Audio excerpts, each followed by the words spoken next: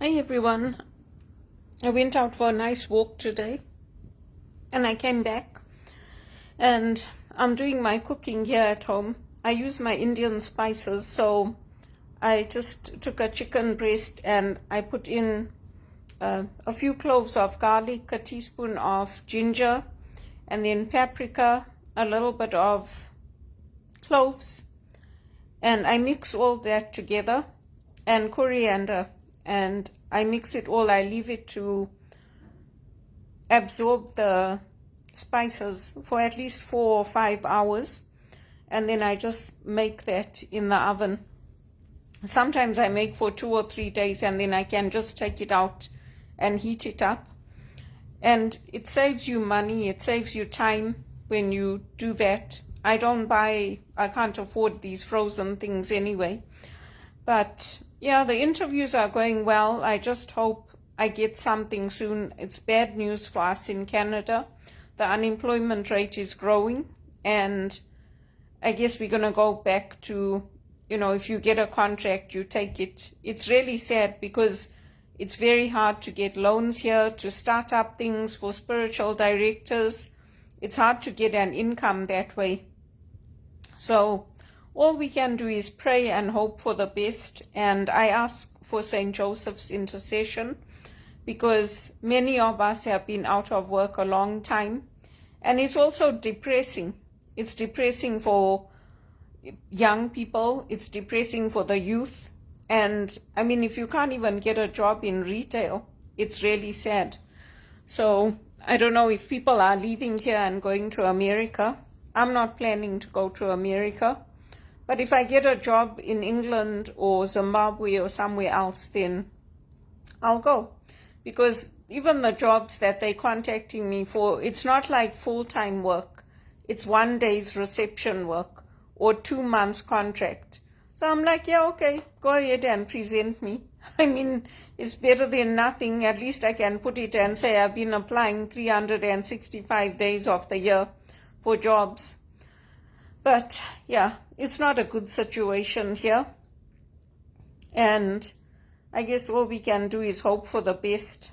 It's very, very sad. That's all I can say. When you come to Canada, you don't expect to come here and to go through decades and decades of doing contract work and short-term contracts. No stability. You can't look after your parents because you don't have the kind of money you need to look after your parents. So that's why I'm saying, for me, I would be happy to go home. If I get a job in Zimbabwe at the schools, I'd be happy to leave this country and go, because there's no supports. And I mean, it's fine to say, yes, you're coming in as a skilled worker. But when you come here, especially if you're coming into HR, the basics are the same, right? So what is fair, what is equitable, the basics are the same. But they have different employment laws, they have different health and safety, they have different things that we have to learn. And those laws are also always changing. It doesn't stay the same. Things change, so you always have to keep upgrading your skills, your knowledge, and you have to apply that in your jobs. So for me, whether you work on frontline roles like customer service or in retail, or you work in operations, you always have some HR duties. You always have some part of your job where you're applying that. And my education didn't go to waste, but I mean, what I earn is ridiculous. It's ridiculous. So that's why I keep putting out my GoFundMe link, and I put the other one, the GiveSendGo. If you can't donate, please share the link so others can donate. And if you hear of jobs for me, then let me know, because I'd be happy to relocate. I don't have any problems. There's no point if you don't see a future for yourself in a country. There's no point staying in it. Because for me, I've given it everything. I came here in 2002. I mentored others. I helped others. I've supported people through cancer in the hospitals, through heart operations, recoveries from that, their families. I've helped in the church. I've helped with Out of the Cold, with soup kitchens, with serving food at the programs that we have for the homeless. I've helped with sending items to the north for our northern communities. So it's not like I didn't try. I did. And to me, this is failure. Not once, but twice. Because if you're building up relationships with people, if you're building up friendships with people, those people can only help you so far. And everybody's tried to help me just the way I've tried to help them. And it hasn't worked out. Because, I lost my place in 2017, the property I bought for me and my mom.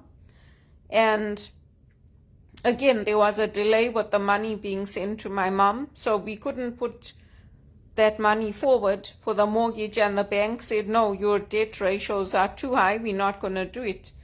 And then TD said, no, they should do it for you, you've been there 10 years, but they refused. So, it's a vicious circle. It's a vicious circle of poverty and destruction, and, it doesn't leave you feeling like, yes, there's hope for the future.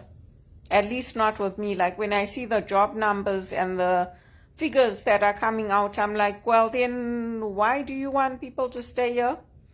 So, I just put that trust in the Lord, and I pray that through the intercession of Saint Joseph, the right job will open up for me, wherever it is in the world. Because the main thing is to be able to earn your own living and to be independent. Not to be dependent on people, and not to be made to feel like you're a burden on people, and that other people are feeling like they have to give you their hard-earned money for you to survive and for you to live. So that's my hope, that's my prayer. And even the gospel today was about friendship, that Jesus doesn't call us slaves, he calls us friends. Because we know his Father's business. And there's a big difference between being a servant and being a friend. Yes, some of your servants do become friends, but we are friends with the Lord. And that friendship of laying your life down, it's not going and crucifying yourself on the cross. It's the little things we do every day, keeping our homes clean, taking a shower, looking after ourselves, looking after our neighbors, being good neighbors, volunteering. All those are the ways that we are living out our Christian lives. And that's the way that I think it should be. Because Jesus gave his life for us once and for all. It's not, we don't go and crucify ourselves and allow others to crucify us. And even those pageants and things that they have where they reenact the crucifixion, I don't like those. I don't follow them. But yeah, we just keep hoping and praying that things get better for Canada.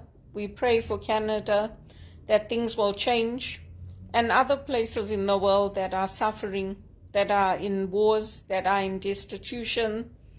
We pray for all that in our church too. So yeah, the job numbers are not good, and it's not good news for Canada, but we can still push for change. We can still do what we can. And the businesses are leaving here, even the recruiters. Many of the recruiters that are contacting me, they're not here, they're in America. So the companies are outsourcing that recruitment to the recruitment firms in America, and then they have to contact us here. So I told the recruiters that if they want to contact me, I can't, they phone me. So I told them the rates are too high, they're over $1 a minute when you call. So it's better to set up a Zoom call or a Teams meeting or even WhatsApp and use that, because then it's over the internet and that works better for both parties. And that's what friendship is about. It's about giving and receiving. And that's the friendship that Jesus brings to us too. We are no longer slaves. We are no longer servants. We are citizens in God's kingdom. And as citizens, we have rights and we have responsibilities. And when those rights are being run over and roughshod and people are doing it in the name of saying they mean well, well, that's not on. It's not on. And in a country as rich as Canada, we shouldn't be having so much unemployment. All the other G7 nations are doing well. They're all recovering in their markets, their economies, but not Canada. Why? I don't know. I live in my own small little world. I do what I can for my community in Toronto, and I do what I can to help. But staying here and staying in a position when I'm unemployed for over 2 years, that's not right. And that's Canada's broken promise. That's what it is.